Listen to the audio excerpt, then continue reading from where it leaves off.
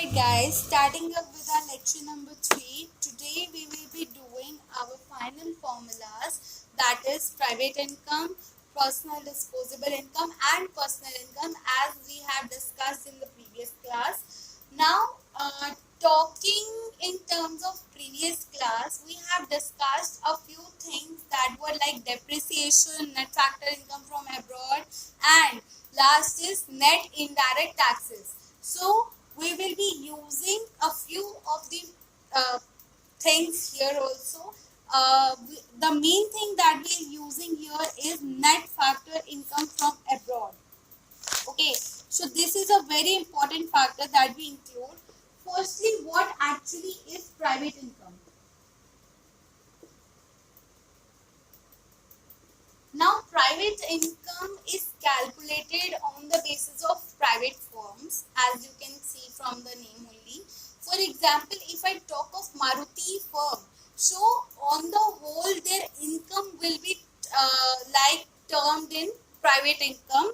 How do we calculate it?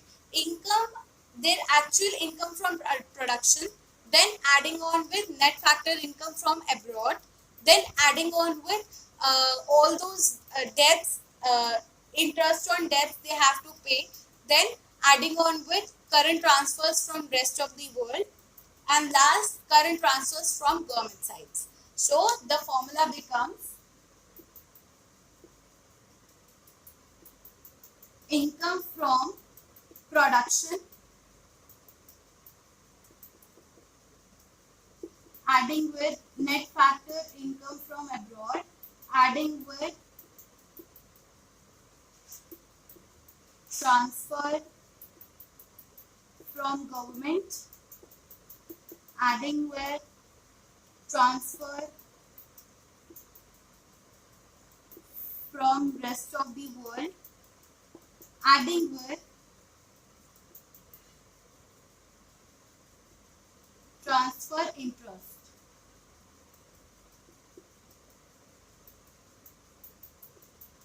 So this becomes formula for private income. Now, what actually is personal income? You must be wondering, okay, ma'am has told us that what is actually private income. So personal income should also be same, but no. Private income is not same as personal income, because when you are calculating private income, it is at a broader level, and then when you will be deducting basically corporate tax and very much important undistributed profit, you will get personal income. So personal income is nothing but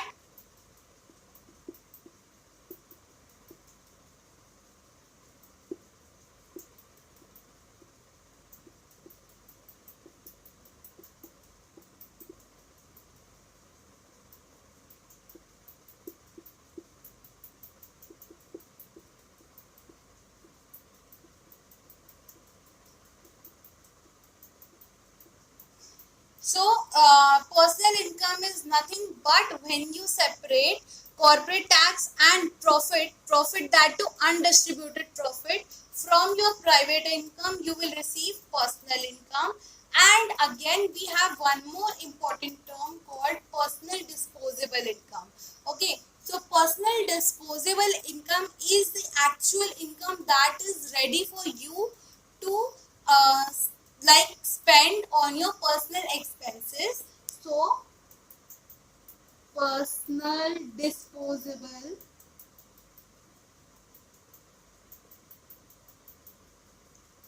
income, which is equal to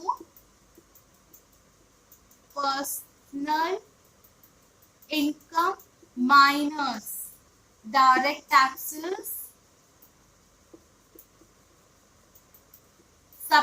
Again, personal income will be subtracted from direct taxes, and one more important formula, that is miscellaneous receipt by government. So, whenever you have to calculate personal disposable income, it is nothing but when you separate direct and miscellaneous receipts by government from personal income, you will get personal disposable income. When you subtract or when you separate corporate tax and profit, that is undistributed profit, from private income, you get personal income. And when you add on your income from productivity and net factor income from abroad along with transfer payments from government with transfer payments from rest of the world and transfers of interest, that is on debts, basically you can write on here on debts. So all these things, when you add on, you will get private income. When you subtract corporate tax, you and profit, you get personal income, and then you subtract direct income and miscellaneous receipts, you get personal disposable income.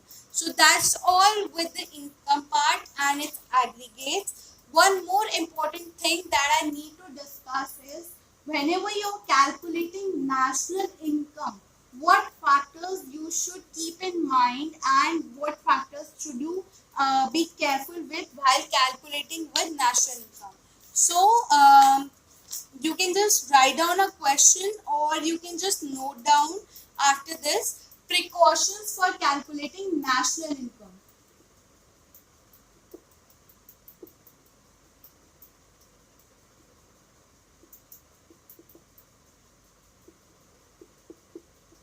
Okay, this is very much important because whenever you are calculating national income, it becomes very much important to know what to include and what to exclude. So, whenever you are calculating national income, first thing you need to keep in mind is when you are adding on with the transfer incomes, you will not add on with scholarships,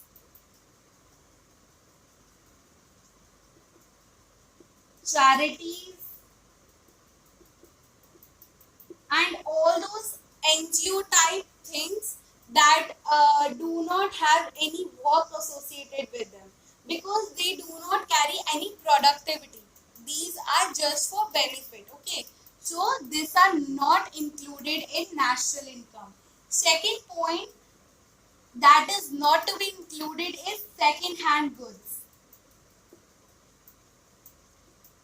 What do I mean by second hand goods? Whenever you are selling your second hand product, you will not be including that income in national income because you have already included this once when you have sold it fresh. Okay, so that was included, so you will not include it again. Third point becomes selling or like purchasing of debentures, shares, bonds.